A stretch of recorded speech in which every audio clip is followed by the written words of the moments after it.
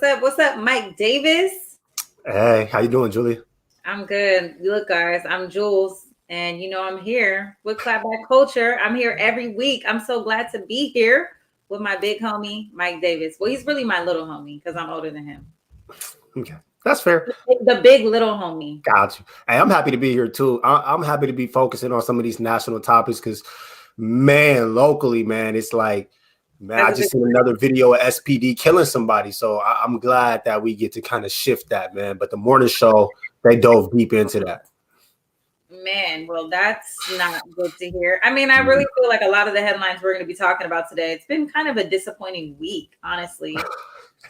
Let's go ahead and share with our audience what we're going to be talking about today. We have to go over that Donald Trump was acquitted. Of course, we're going to talk about that. Got a couple things to clap back on. I think my bags are packed for Canada.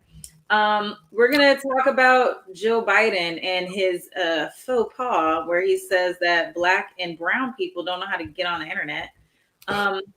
More on police, Mike Davis, LAPD investigating that Valentine photo about George Floyd. So that's crazy. Can't wait to see what you have to say about that. And also, Portland police policing dumpsters of food that Fred Meyer threw out.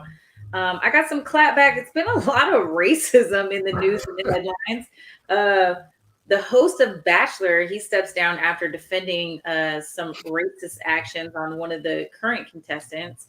And of course, going back to Joe Biden and student loan forgiveness. I know you got a lot on that topic. So we are here. We are here. Happy Thursday. Let's get right into it. Your boy, Donald J. Trump, acquitted. We got a little clip. We'll share the clip with you guys and we'll come back and we'll chop it up. Let's bring in ABC's senior national correspondent, Terry Moran. And Terry, former President Trump is responding tonight. We haven't seen him publicly since January 20th, the inauguration. And this is his first reaction to the trial. It is, Whit, and it will come as no surprise that former President Trump, has no expression of remorse or regret at all. As you pointed out, he calls the impeachment another phase of the greatest witch hunt in the history of our country. And then he looks ahead in this statement. He says that the Make America Great Again movement has only just begun. And I look forward to continuing our incredible journey together in the months ahead. And so he sounds not just undaunted, but triumphant. And Terry, we've also witnessed the bitter division within the Republican Party over this impeachment. Where does the GOP go from here? No one knows, Whit. Right now, it looks like Mitch McConnell and other Republicans are trying to drive Donald Trump out of the party, not by voting to convict him, but by essentially accusing him, holding him accountable for the riot, and almost inviting local prosecutors to do their work for him. But Donald Trump clearly is going nowhere, and you can't name another Republican with greater name recognition, ability to raise money, dominate news cycles, or generate big crowds. I think we all know Donald Trump. He'll be back. Donald Trump wins again. Like, I'm not shocked. I'm not surprised. I mean, I'm not surprised that he was acquitted. Highly disappointed because I feel like the House managers had an overwhelming amount of evidence. I think they tried their case very well. They were very well organized. They stuck to the facts. But again, not surprised that he was acquitted and also not surprised that he's showing no remorse in his follow-up statement. Mike, what do you think? I mean, why would he show any remorse? He did everything that he wanted to do. In the end, he gets away with it. Now the door's wide open if he even wants to try to run again. And then when you hear, even in that clip, how, the Republicans are leaving the door open for the private investigation, don't try to push this anywhere else besides where it belongs, which is in the lap of the GOP. Y'all put up with this guy for all 4 years, letting him do whatever he wants. And now, even in the end, when he was gone, you failed to step up and hold him accountable for anything. I mean, I guess we'll never see the day when white folks in power will actually take a tangible stand against white supremacy. We get all this lip service and all of that, but when you have actual white supremacy in their faces every single time the whites in power fail to actually do anything about it. So no, I'm not surprised. This is just another day in the life of America. I couldn't agree with you more. And then you have Mitch McConnell, to your point, stepping up there to say, really just kind of encouraging local prosecutors to kind of have Donald Trump have his day in court. And it's really disappointing that that Donald Trump got off on this technicality. All throughout the trial, they just kept talking about, that this was unconstitutional and kind of wavering on whether or not it was or was not. But to see him get off on such a technicality, and then you have Mitch McConnell saying that they ask, that this is practically that Donald Trump is practically and morally responsible for inciting a riot, inciting an insurrection, and being held, being found guilty essentially for that. And nothing happens. So, white privilege wins again. Yeah. And I know we got to move on because we got a lot of topics, but I mean, I guess the only thing that we can really hope for at this point is that down the road when he comes back, because he will be back, hopefully, all of this talk about him starting his own party is true, because maybe we can get those Republicans divided. I mean, Big O always talks about the Democrats and how there's all these factions of Democrats and how many people the Democrats have to serve. Hopefully, this whole Trump thing could kind of split that Republican Party and maybe bring some of those factions over there as well. Well, I think the GOP is kind of drawing him out and trying to kind of draw out Trump from the party. But again, we'll see. So we'll be here to listen, learn, and talk about it. But moving on to other politicians, we have our current president, Joe Biden, who had a town hall. I put this in here, Mike, because I could not wait to hear what you were going to say about it, because I know a lot of Bernie Sanders supporters went super hard with this, but let's play the clip. We'll come back. I'll save my thoughts. The other portion is a lot of people don't know how to register. Not everybody in the community, in the Hispanic and the African American community, particularly in rural areas that are distant and or inner city districts, know how to get online to determine how to get in line for that COVID vaccination at the Walgreens. I shouldn't laugh. I'm trying not to laugh because really it's not funny. It's just, they can't put this man in front of microphones if they're not going to give him a script to stick to. He can't just talk openly because he always does stuff like this. This amazes me, though, that he's blaming the disparities in vaccination on Black people and brown people not being able to use the internet, which is ridiculous, especially when you look at the last year where all of the poor kids have all had to go to school online. Like, our country has never been this close to the internet ever as we are right now. So how are you going to? This is just ridiculous, man. This is your man's, though. This is your boy, Julia. This is your guy. It's unbelievable. Mike, be honest. If you see that, so that was a cute little 29-second clip, and that's what everyone's going off. But let's be real. In the context of what he was talking about, I mean, he's referencing what he's trying to reference, and that he later on talked about, is that there is a disparity between Black and brown people, the older population, having access to the internet and being able to register online, which we know is true. Our older population is struggling to get on the computer and schedule that vaccine appointment. So our seniors, like even here in Washington, D.C., we've made a concerted effort to assist them with using the phone and bringing the vaccine to them, right? So I highly doubt that Joe Biden believes that Black and Latino people do not know how to use the internet. In fact, he went back later on in the town hall and made reference to his grandkids, Mike. And he was like, look, he's like, my grandkids run circles around me on this online thing. Joe Biden he's an older man. Julia. He's in his older 70s. So You gotta stop defending this man at some I have point. to. He always tries to throw in his own family as if he's one of us, yet he is so out of touch with us that it's not even funny. If he wants to talk about the disparities in vaccination, how about we address the reports that we've had all over the country of rich people literally being able to skip the line?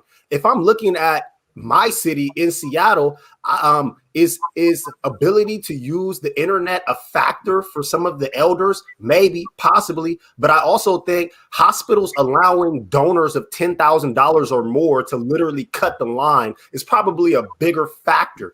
And we've had these reports, not just in Seattle, all around the country. So let's not just say use of internet. How about we also address racism? And we're waiting for you, Joe, because oh my God, man, we got a lot.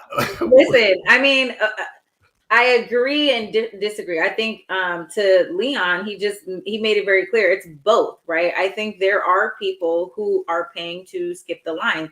They're using their resources to be able to skip the line.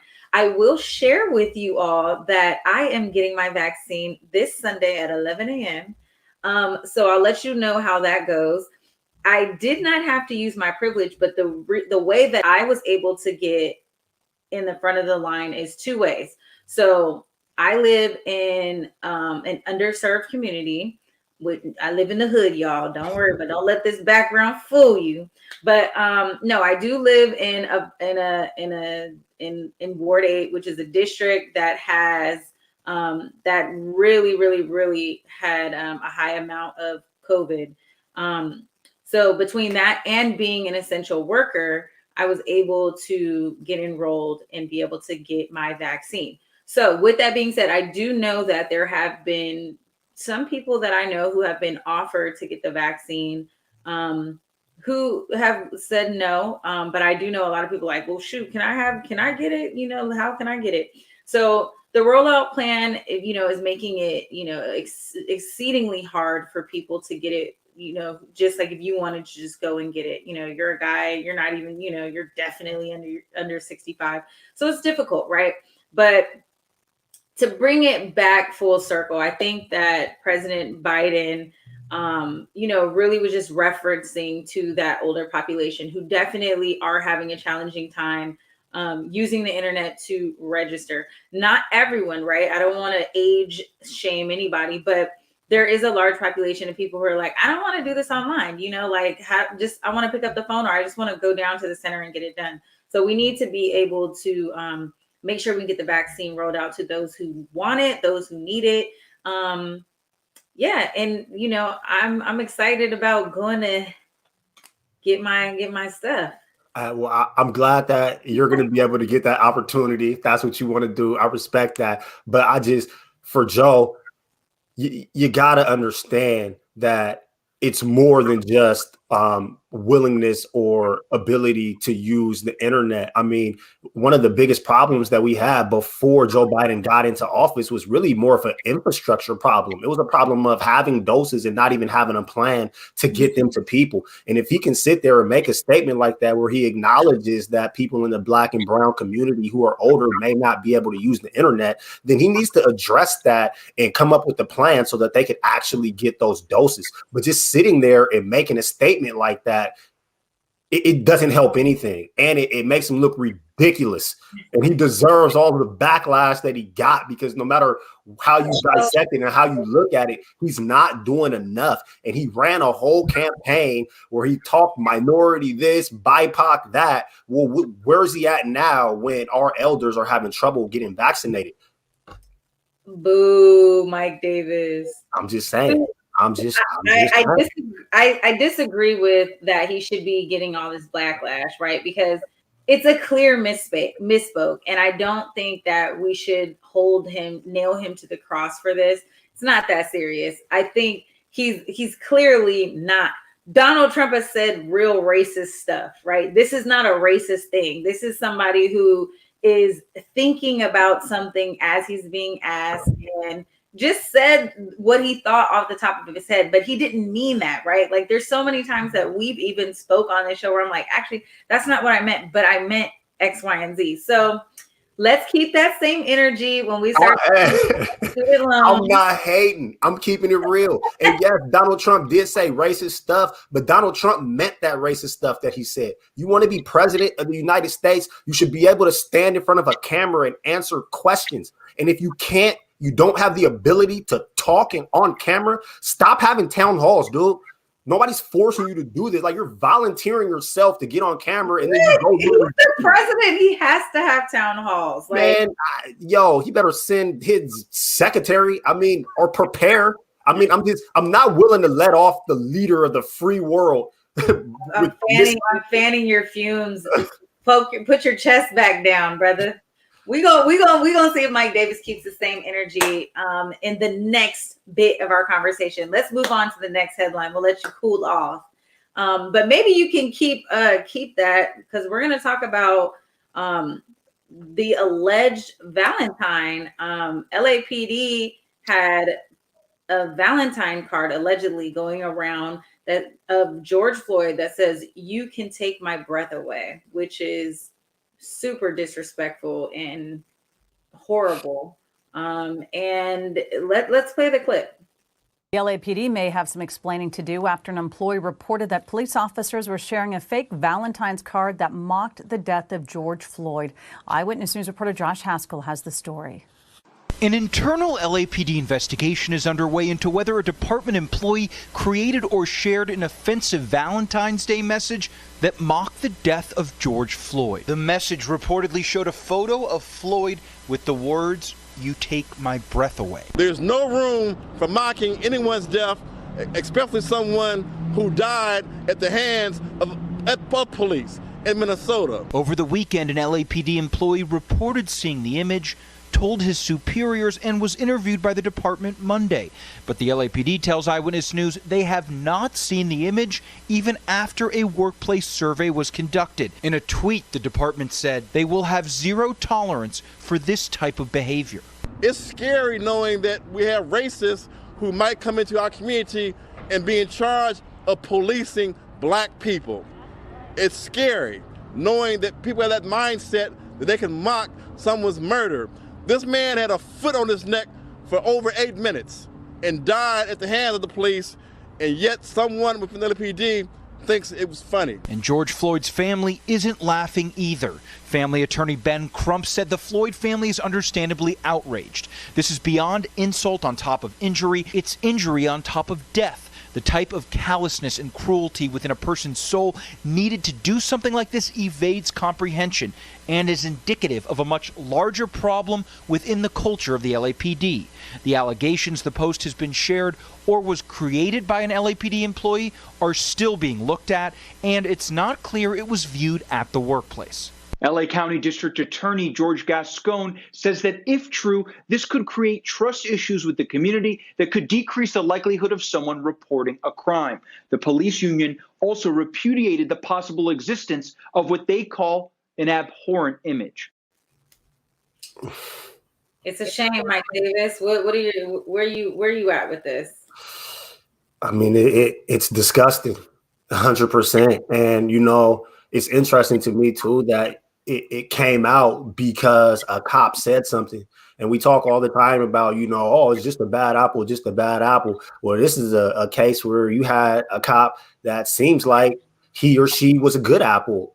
And there's too many times when you have a cop that actually steps up to do the right thing, and then somehow it gets buried or lost in the shuffle. Like, they need to find who did this. They need to find which cops shared this. And there has to be some sort of accountability, because this is just gross.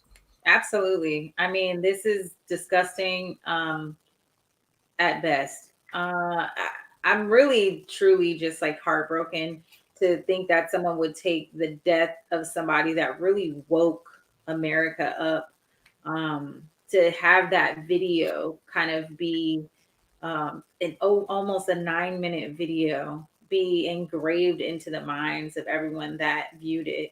And just how heartbreaking it is. The person who even created the card or the meme or whatever it is, and to come up with something like that they thought was clever is just absolutely disgusting.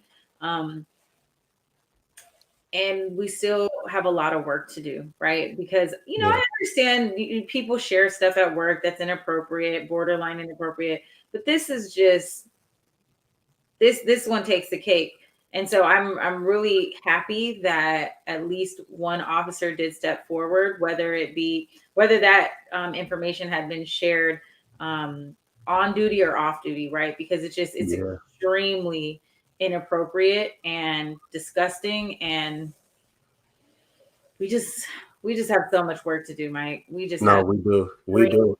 And whoever put that in the chat about the trust issue, that's spot on. I mean, we didn't even there wasn't much trust already. This definitely doesn't help. I mean, it reminds me of the cop here with the whole all lives splatter thing.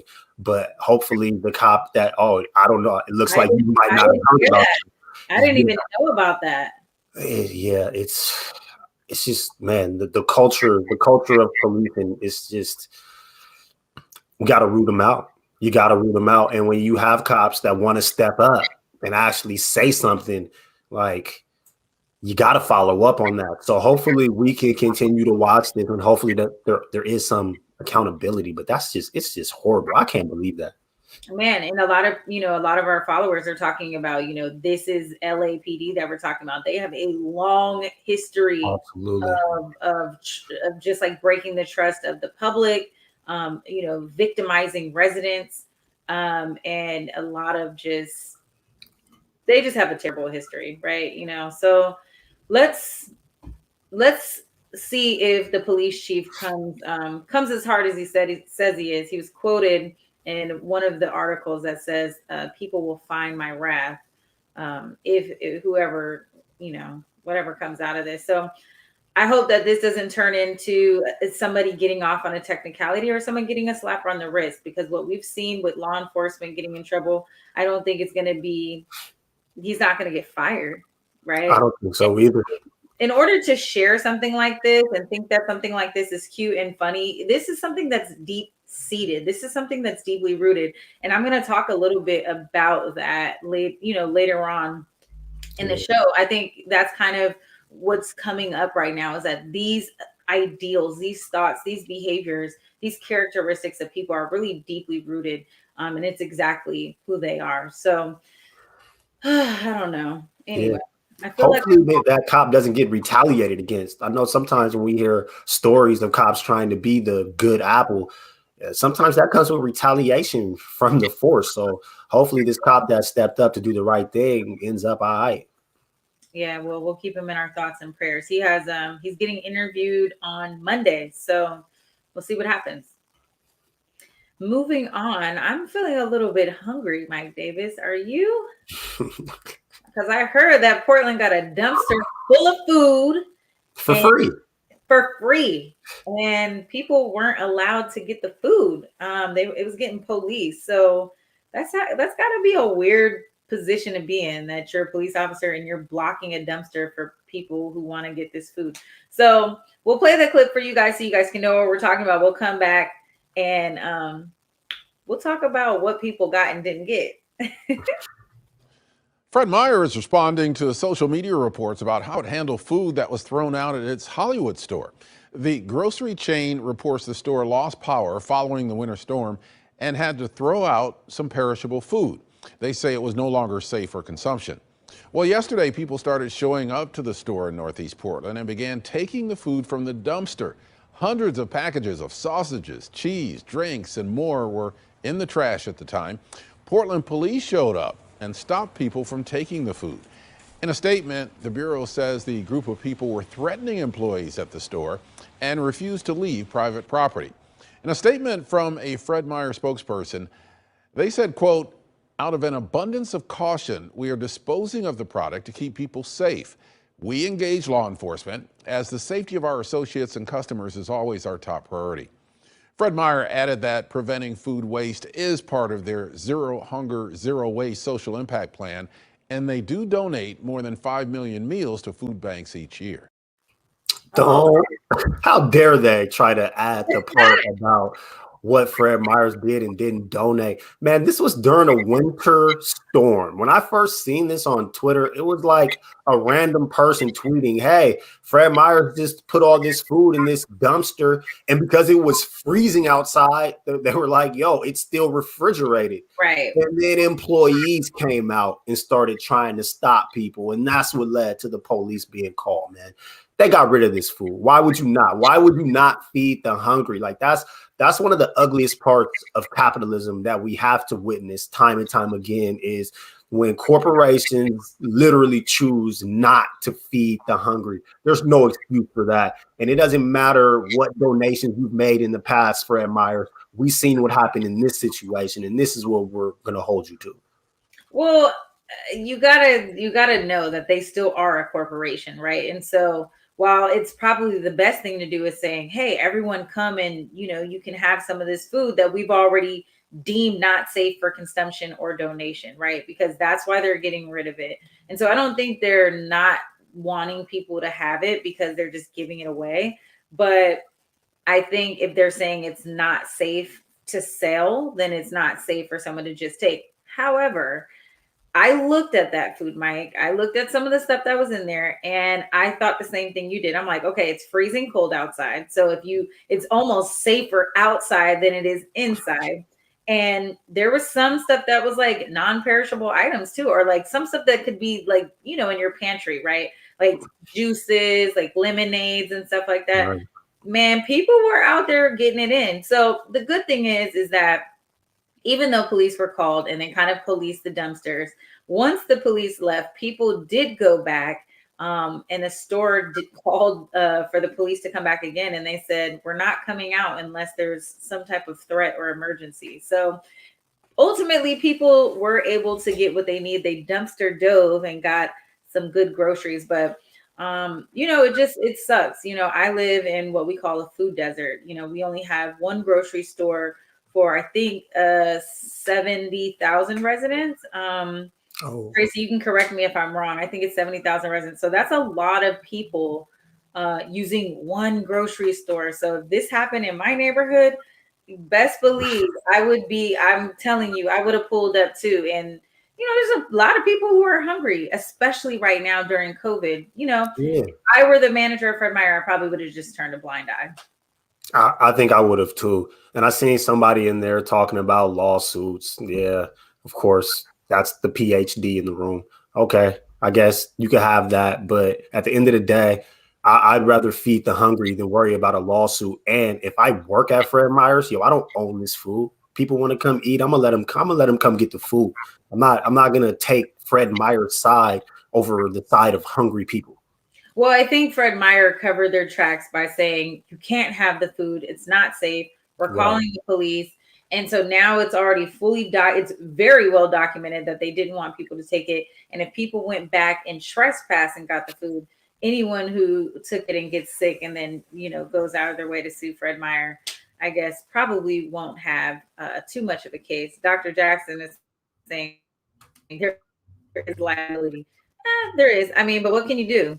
People are gonna go get that cheese, okay? Literally and figuratively. Dr. Jackson been hating on me all show. That must be your people. That's your people's. Everyone's my people. Yeah. Never know who I have in the room. Yeah, you should tell people to pull up and watch the show, and then you might have your folks in here. Okay. Right. Well, guys. Oh, well, what? Do you have one final thought, Mike Davis? No, I'm good. Take us to break. Okay. Look, we're going to go to a quick break. And when we come back, I want to talk to you about The Bachelor. I know we got some Bachelor Nation fans in here, but even if you're not, I'm going to tell you all about the story and really the host, excuse me, I'm misspeaking. The host defending some racist comments of a contestant that's on the show. So we'll take a quick break. When we come back, we'll have some more to talk about. I did it for the city. I did it for the love. I did it for the people. I did it for us.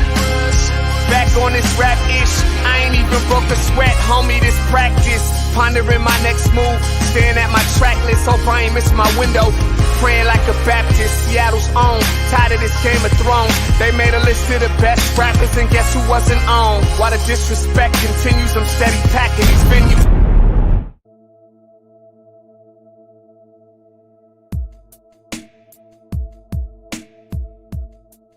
Converge Media produces culturally relevant content for Black and urban audiences.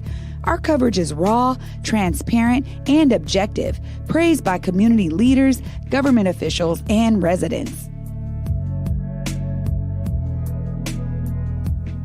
Support Converge Media today via Venmo, Cash App, or PayPal at Converge Media.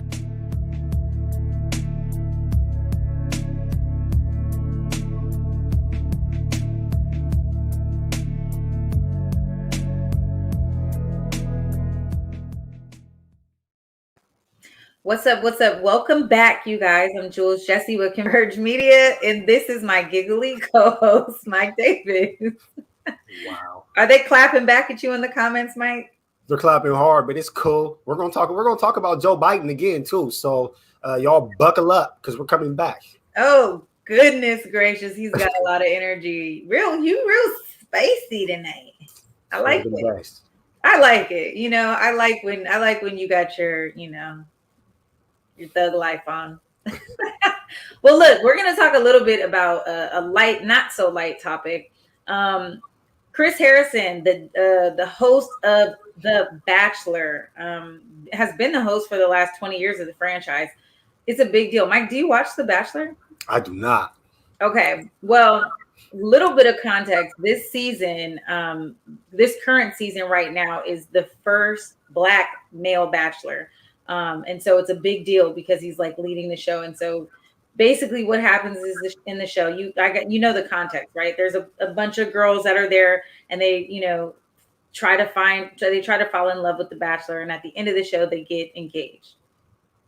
Right? Okay. You're following me. Okay. It's like Flavor of Love, but for white people. No, it's not.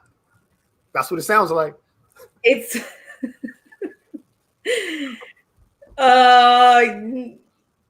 no, it is The Bachelor, and it was here before Flavor of Love. Okay, it's just reality TV. It's a dating show. Okay, it's where people go to find love, Black, white, or indifferent. That was the politically correct version. So anyway, look, it is a big deal that we have our first Black Bachelor, and I'm now following the show because of that. And this has been like the biggest outpouring of girls that want to come on the show. One of the contestants, Rachel Kirkconnell,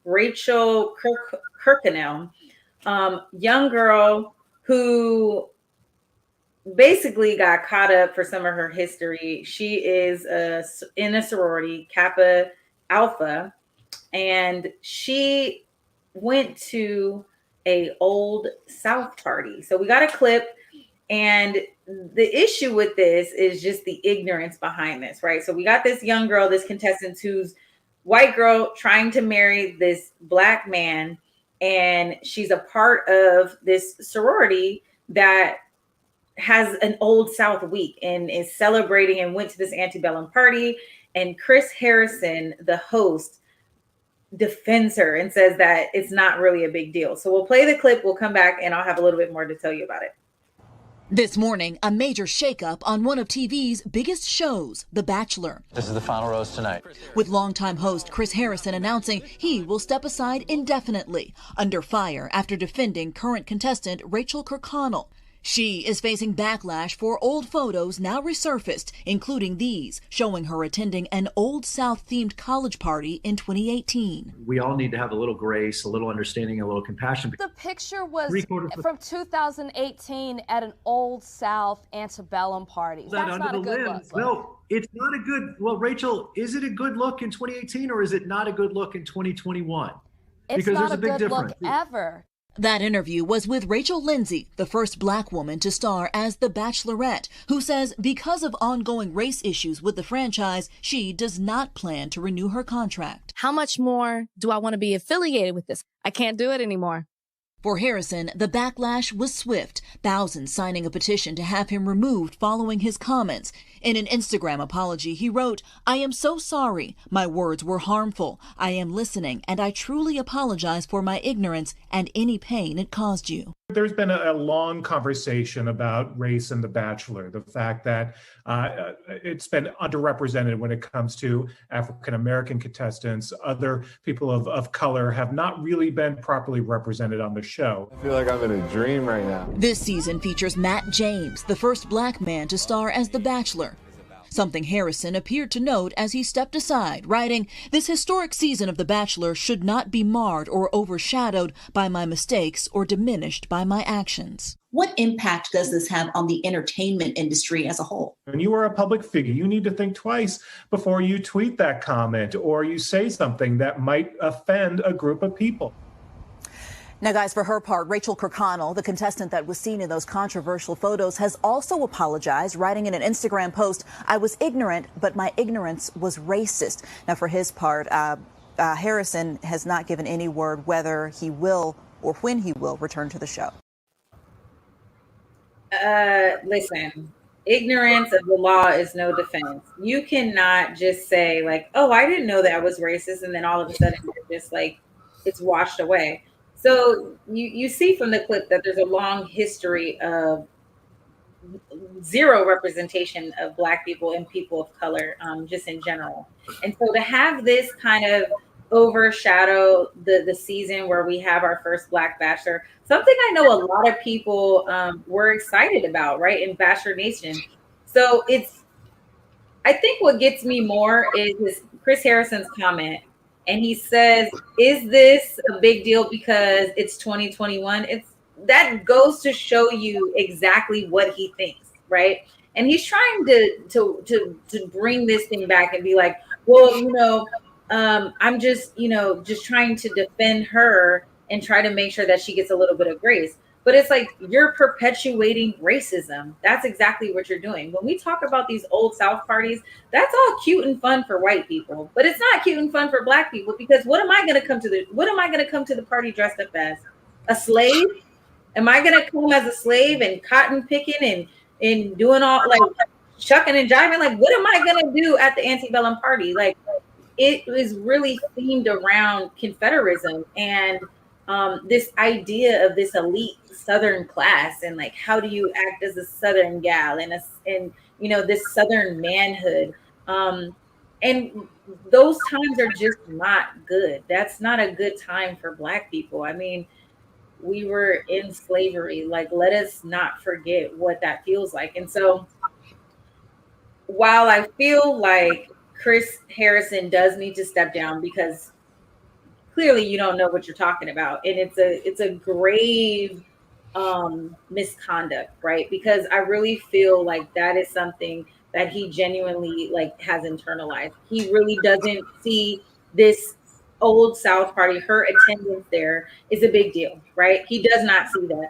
He can come out and issue 1, 2, 3 apologies all he wants to, but it's not that he's just ignorant. It's deeply rooted. It's deeply seated. And I think to have somebody in a position of leadership on a franchise that has already been heavily scrutinized for their lack of representation for people of color, it's a good look to have him step down and put in some fresh blood. Let's get this back going again.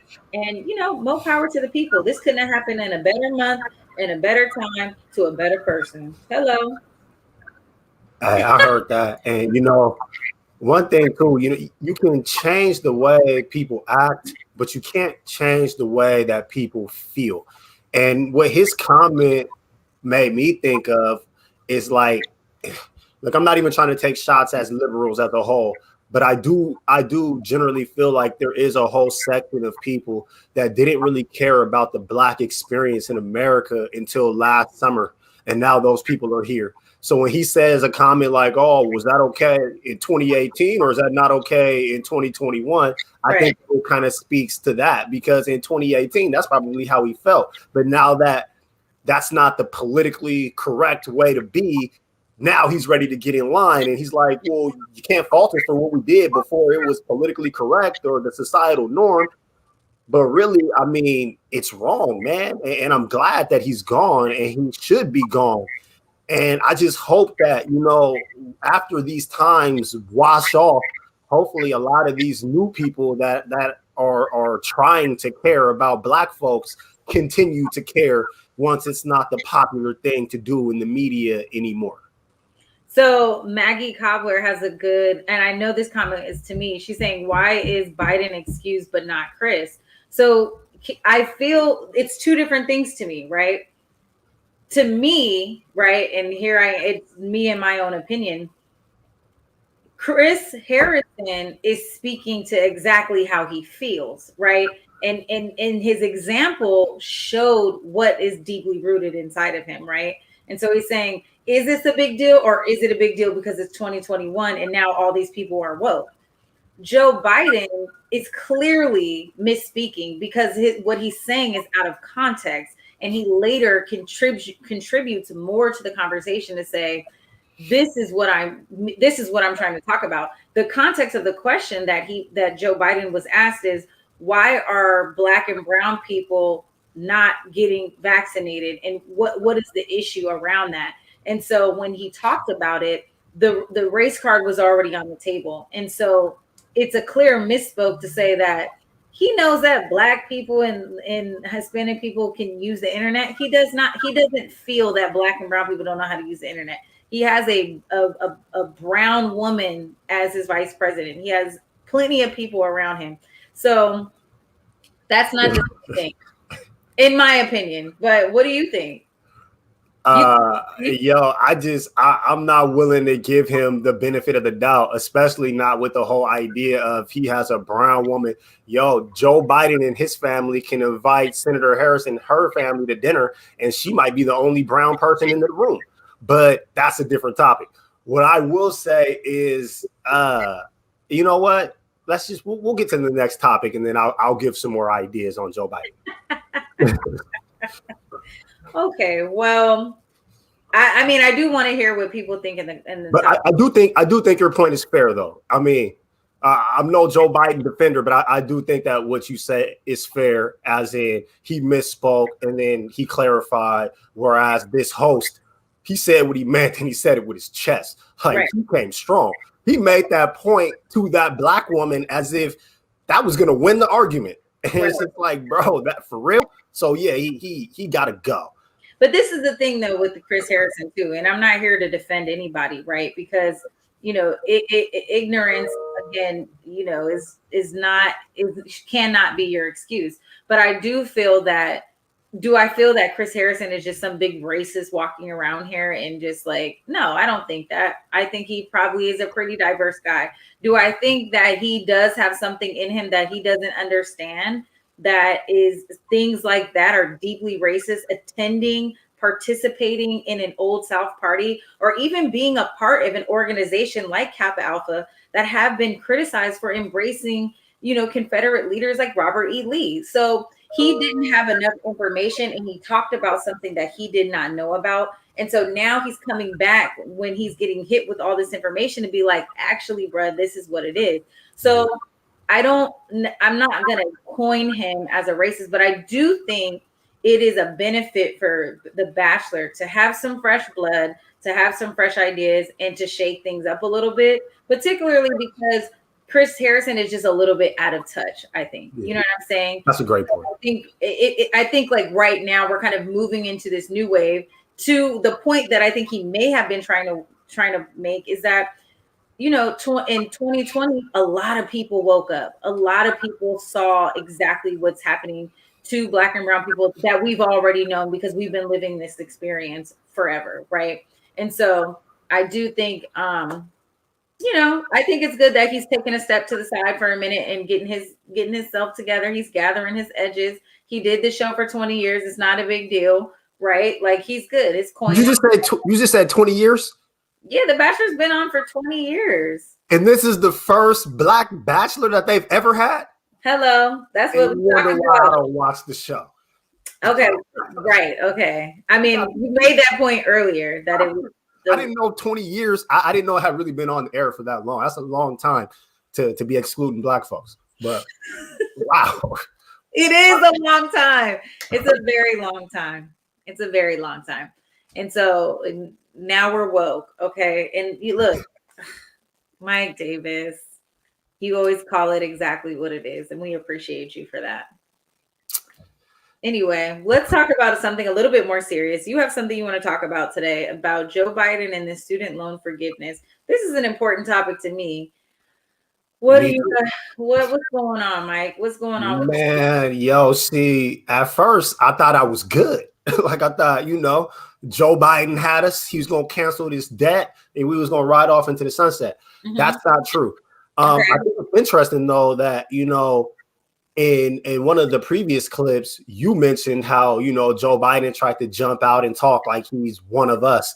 And in the clip, I didn't say that. You said something like that. You said that. You guys hold him accountable. Julia did not say that. You said that. Man, look, that's your boy. So whatever he says, I'm usually going to pin it to you. But we got this clip here, and he there's a student that's going to ask him directly about canceling $50,000 of student loan debt for Americans. Can we play the clip? Loans are crushing my family, friends, and fellow Americans. Me too. The American dream is to succeed, but how can we fulfill that dream when debt is many people's only option for a degree? We need student loan forgiveness beyond the potential $10,000 your administration has proposed.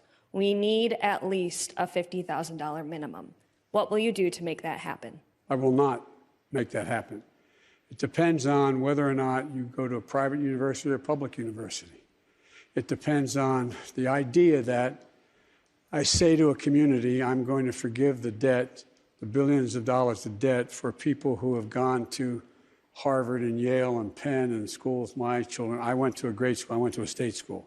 But is that going to be forgiven rather than use that money to provide for early education for young children who come from disadvantaged circumstances? But here's what I think.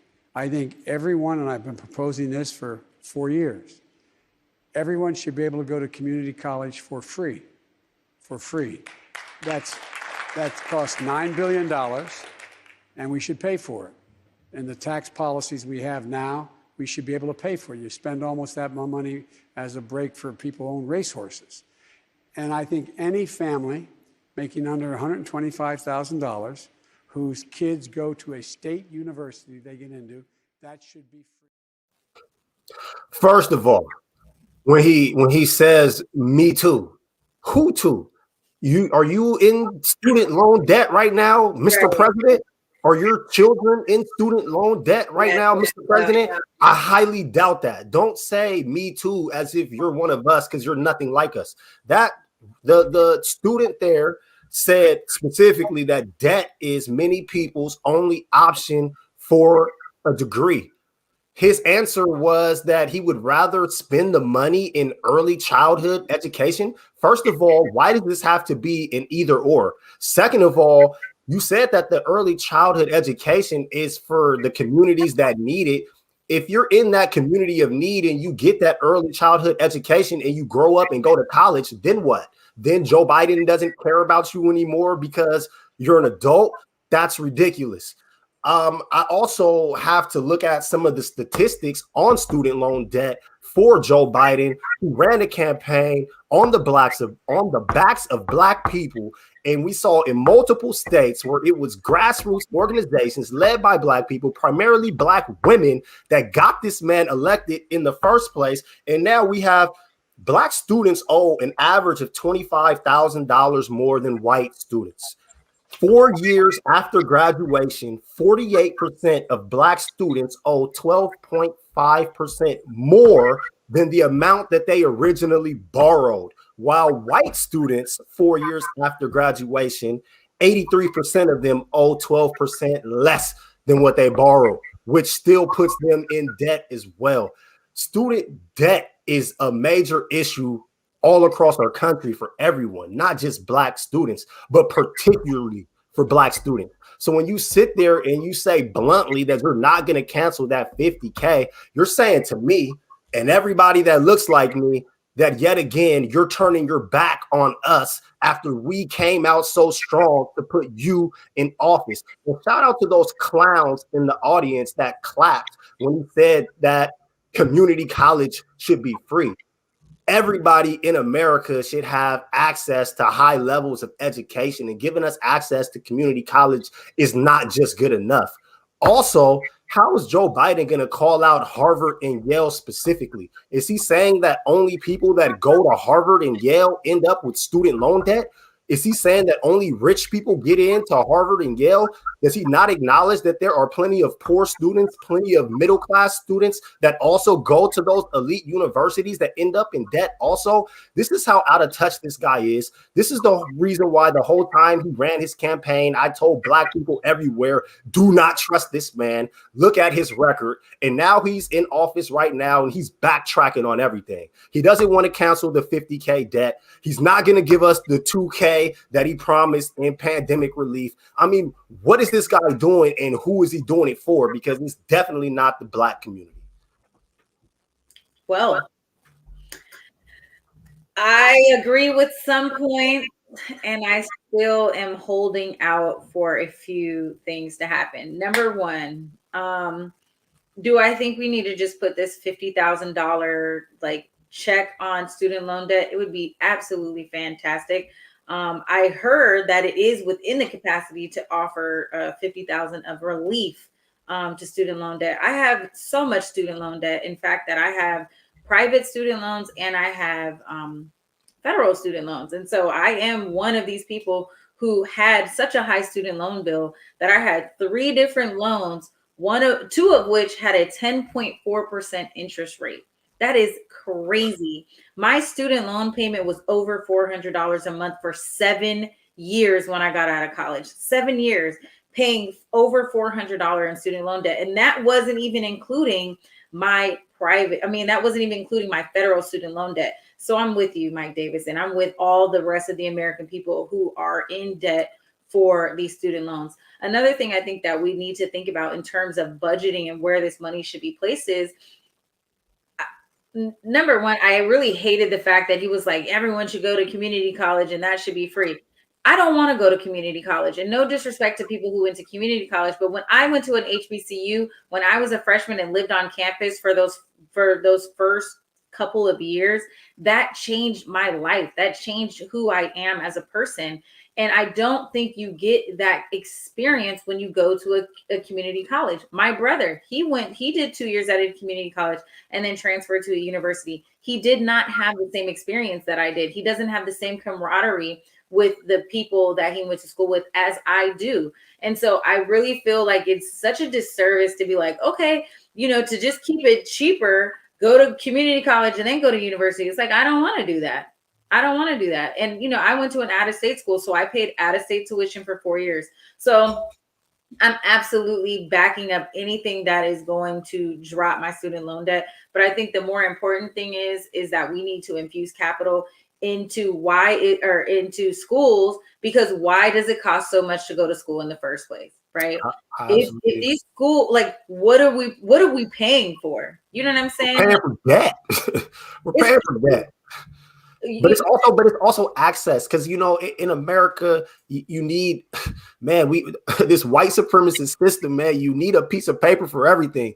There's no such thing as validation unless you have some institution to validate you. So you can't just go to community. Man, look, you can't just go to community college, get an AA, and go get access to the highest paying jobs. You have to have higher levels of education, and the higher you go, the more debt you get. And it makes no sense to me how when it comes to buying weapons, stroke the pen.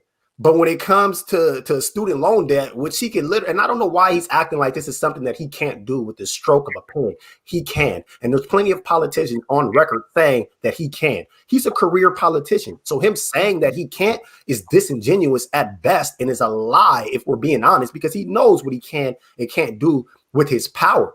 But my God, man, it's like the only thing America knows how to prepare for is war. Nothing else makes any sense to these people. They couldn't prepare for the pandemic. They can't give us health care. They don't want to give us college. They don't want to give us nothing, man. All they want to spend their money on is war and defense and bailing out corporations, man. This capitalism is crazy and is drowning everybody. You got to be born rich or play basketball. It's ridiculous. Man, well, I can't play basketball, so I need to get rich. But I agree with the fact that there was a lot of misrepresentation in his kind of thought process. Even the transition from community college to a university isn't so smooth. Like, you don't get to just go to Seattle. You don't go to Seattle. What's the community college here? In Seattle? Yeah. We got South Seattle. We got Seattle. It doesn't even matter.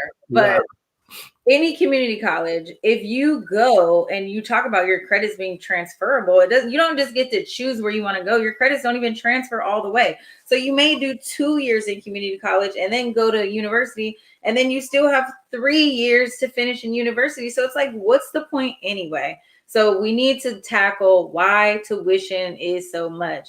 One of our viewers, Catherine, in California, students who keep a certain GPA in high school guarantee state college. In Maryland in the 70s, could work and pay for college at University of Maryland. You really could. Tuition is like $700 a semester.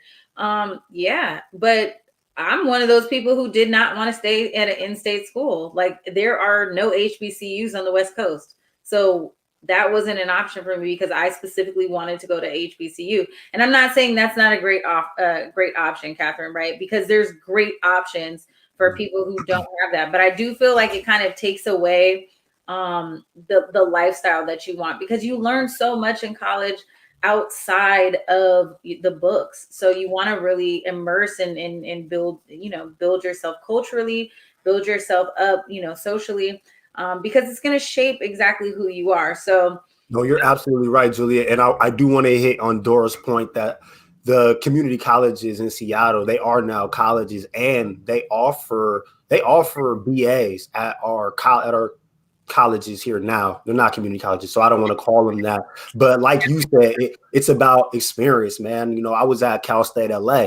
I got to live in LA, man. Like, that's an experience, and that's something that I tell the youth all the time. When you're going to college, man, pick out where you want to live, because this is your chance to go live there. And you don't have to worry about all of that adult stuff that's going to come with it. You just got to go there, set up in a dorm, and go to school. So it's a really, really great opportunity for kids to get out of their neighborhood and go see something else. So we should have this opportunity, and we can afford it, man. Like, our country likes to play this game of what they can and can't afford. And when it comes to supporting actual people, it's always all of this backlash and what they can and can't do. But when it comes to corporate bailouts, or it comes to the defense budgets, then it's like money's just falling out of the sky. Like, at some point, you have to care about your actual citizens. Well, let's keep our foot on the pedal for this, because I'm with you 1,000%. Like, I want my student loan debt forgiven. Man, I'm getting tired of your boy Joe, man. Your look, boy, man, he's only been here 4 weeks. and he's already right back to the same program that we always see from every president. Like, don't let Trump's overt racism blind you from the fact that there's also subtle racism. Don't let Trump's overt support of white supremacy make you forget that the rich will always protect the rich. This is capitalism. None of us are built to win. So don't look at Trump and Joe Biden as if they're like different people, or they're the same. They're the same. There's not a big difference, man. Not as big as people want it to be. What? There's a huge difference. Not that big. We're comparing somebody who was just morally convicted of inciting a riot on the U.S. Capitol. We're comparing that to someone who's like, I'm not going to waive $50,000 of student loan debt, but I'm going to give you 10. That's the same. Them two, man. Look, they're attacking them, and look, I don't. I just saying, like, yeah, insurrection is huge. Like, I'm not downplaying insurrection, but I'm saying, what's Joe Biden doing for the Black community? Let's do this. He's not going to do anything more for us than Trump did. So for me, as a Black man, I could care less who the president is at this point. If this is who we're trotting out, what does it matter? Let's do this. let's take our 10. We're only 4 weeks in. Let's take our 10. We're going to keep building, and we're going to keep our foot on the gas.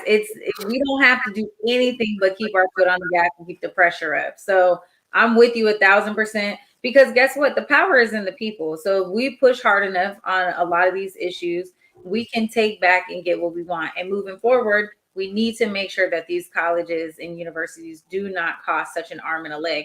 Let's get these interest rates dropped if that's going to be the case. Let's get some more deferment programs. Let's get some more forgiveness programs. All these people who are frontline workers working in these hospitals, let's start with them and forgive their student loan debt. They have done such a heroic task. I need to go back to college for American people. So maybe we come up with a new system where it's like we're gonna get these people in first, and then we're gonna get the next people. So I'm not all the way out, but I want my 10K. Don't play me, Miss Barton. 50K really ain't doing much for my student loan debt, Mike. Oh dang! Hey, see, 50K would have erased mine. 10K is gonna do me some major justice. So I'm gonna take that 10K, man. Look, man, you know what it is with me, y'all. I don't like Democrats or Republicans. So I'm gonna always be critical when I see it. It's just what it is. Well, fair enough. I think you have an argument that makes sense to a lot of people. Me personally, I'm just like 50K ain't doing much, but I would sacrifice my 50,000 student loan debt if it meant that my nieces and nephews could go to college for a lower cost or free. I will do the same. Yeah, I'll do the same. Absolutely. But let's take a quick merch break. We're kind of a little bit over our time, but we got to talk about our Black History tribute, guys. So let's take a quick break and we'll be right back.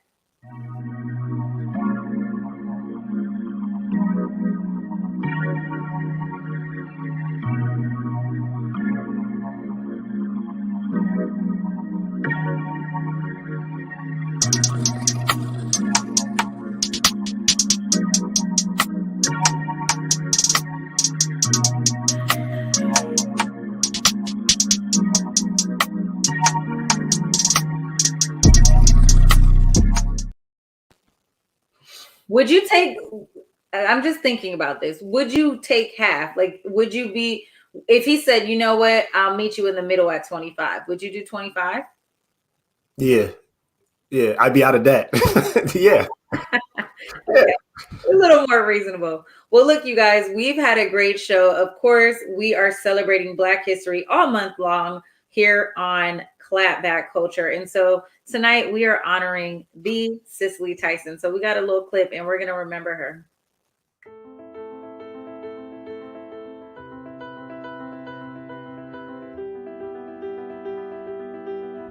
You will always be my generous baby girl, whether you like it or not.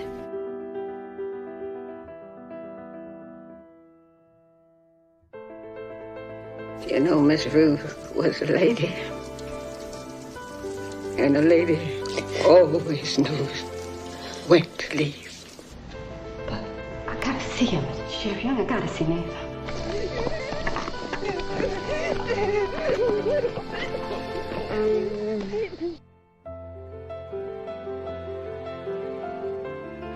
We just gotta get back to reality.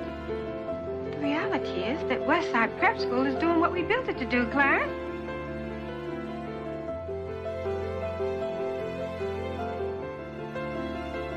Talk to the young. We don't have that kind of time, Miss Jane. What else you got, Jim? Got the strength God gave us women to survive. Adam, I don't want you to be any less than what you are. Sometimes life doesn't give us any choice. But it does. You always have a choice. The joy of books is that you get to act it out for yourself. Things began to happen, and people began to talk about, this new actress, Cicely Tyson, and next thing I knew, I was here in front of you.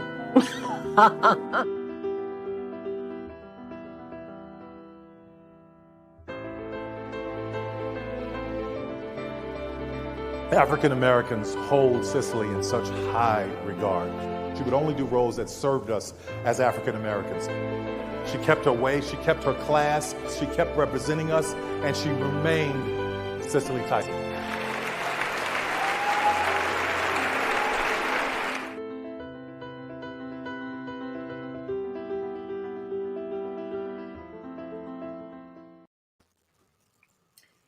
Beautiful way to end the show. As her face, like, she's just so believable. Like, every role that she plays is just crazy. She brings you in it. I really just love how any film that you see is Cicely Tyson in, you're like, oh, I know. Yeah, for real. But I think it's really important that, you know, that Tyler Perry mentioned that she only took on roles that would highlight, you know, Black people in the best way possible and really pay tribute and homage to our stories. And so definitely a life well lived. You know, man, we'll miss her. So that's our show tonight. That's our clapback culture, you guys. I really enjoyed you tonight, Mike Davis, with all your fiery outbursts. I'm sure we're gonna have a lot of good clips from this, but you know, we're always glad for you guys to tune in, you guys. You know where to find me. You can find me on Twitter and on Instagram at Treasure of JULES. Please pull up and follow me so I can keep up with y'all. And Mike Davis, where can I find you? You can find me at the South Seattle Emerald. Check us out, southseattleemerald.com. We're on all social media. You can find me personally on Twitter at Real M Davis. And like always, I just got to give a shout out to the audience. Thank y'all for rocking with us.